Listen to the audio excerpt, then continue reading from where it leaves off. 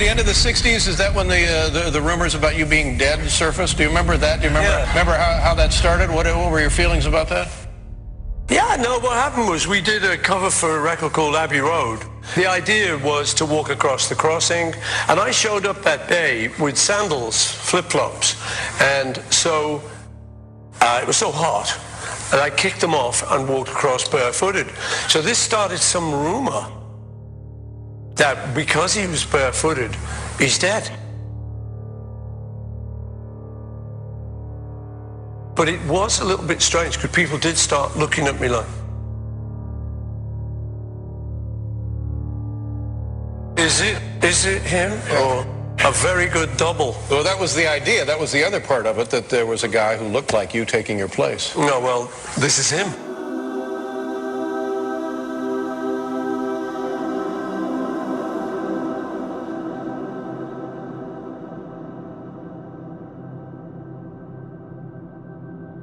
Or is it?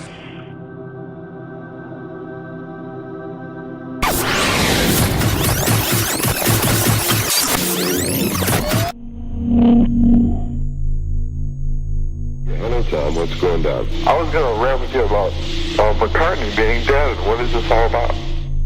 In October 1969, a disc jockey in Detroit received a call from a listener explaining that if some Beatles songs were listened to closely, clues would be heard. Number 9. Number 9.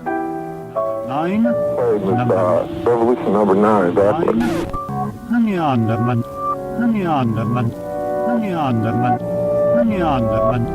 Even though there were past attempts to spread the rumor, this time it really took off. It is 1 o'clock, WABC chime time. The fact that there's something very strange about the Beatle Paul, the fact that the Beatle Paul may be dead. McCartney was killed 3 years ago in an auto accident and a double put in his place. A rumor had circulated through London that Beatle Paul McCartney had been killed in a car crash on the M1 motorway. There arose a rumor that Paul was really not Paul, but an imposter. Theory on Paul's death says he was out alone in his Aston Martin. He crashed and was decapitated. A Paul McCartney look-alike has been impersonating him ever since. The fans say they can prove it in the songs, in the jackets to the record albums, and in other places. Clues by the dozen are lurking. 3 of the Beatles wear a red rose, while McCartney wears a black rose. Paul is the only one standing with his back to the camera. Inside the cover, McCartney's look-alike is wearing an armband with the letters OPD, which in England means officially pronounced dead. The McCartney situation is real. They replaced him with somebody special and did some plastic surgery. Calipers on the bridge of the nose will show that there were not 1 but 2. Did the measurements and everything. My Lord, there are 2. Then we got Dr. Henry Truby. Dr. Henry Truby. Somebody else was singing at a time when the fans and when the label would indicate that it was Paul McCartney. Are you really telling us that the original Paul McCartney was not the later Paul McCartney, that there really was a double? It really is. It's more like it. Come on! It's the best Paul McCartney we've had. Refined, cleaned, groomed, and had more talent than the first one.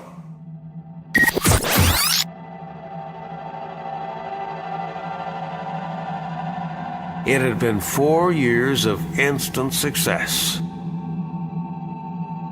The Beatles had become gods. Nobody heard anything, or not even, a basic beat, I don't think. They were too busy tearing each other up.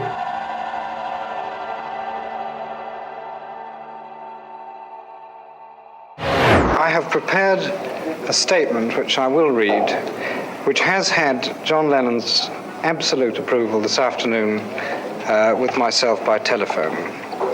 And this is as follows. The quote which John Lennon made to a London columnist more than 3 months ago has been quoted and represented entirely out of context.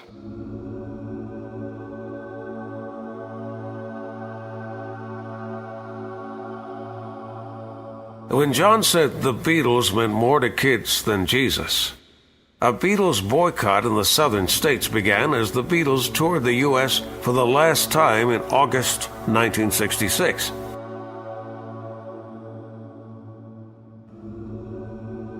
They burned their records and spit on their images.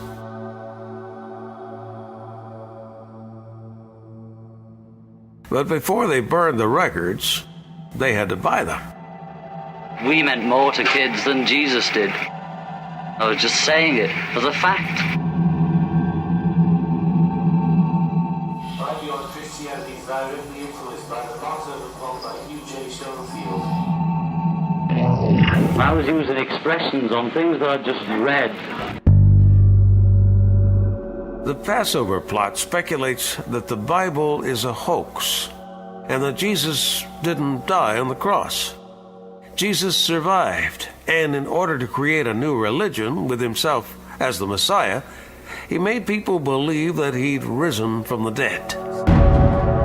He said to me once that the children of 2000 will be listening to the Beatles. By 2012, the masses will be where we are today, and Paul should be Jesus by then.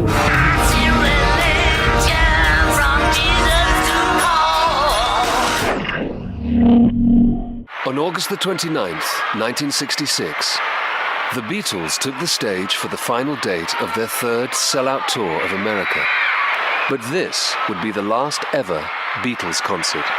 We were just tired, you know. It had been 4 years legging around screaming in this mania, you know, that we weren't going to tour again. We said, well, what are we going to do? Like, announce it? The Beatles have given up touring. We said, no, just don't say anything. But I was really too scared to walk away. I was thinking, well, this is like the end, really. You know, there's no more touring. And I was dead nervous, so I said yes to Dick Lester, that I would make this movie with him. I went to Almeria, Spain for 6 weeks. Ringo came to Spain when John and I were down there. George, like I said, was doing the Indian stuff. What was Paul doing? I don't know what he was doing. Tuesday, September 13th, 1966, the Melody Makers Awards would be the last time a camera caught a glimpse of Paul McCartney for the next 3 months. Because of Paul's absence, rumors suggested he'd left the band and the Beatles were breaking up. Beatles manager Brian Epstein had to make a statement on October 3rd, denying that Paul had left the band, but confirming they would never perform live in concert ever again. The Beatles have kept pretty much to themselves in the last 7 or 8 months. There have been thousands of rumors about their breakup. They'd say they're not going to tour anymore. They're not going to travel around.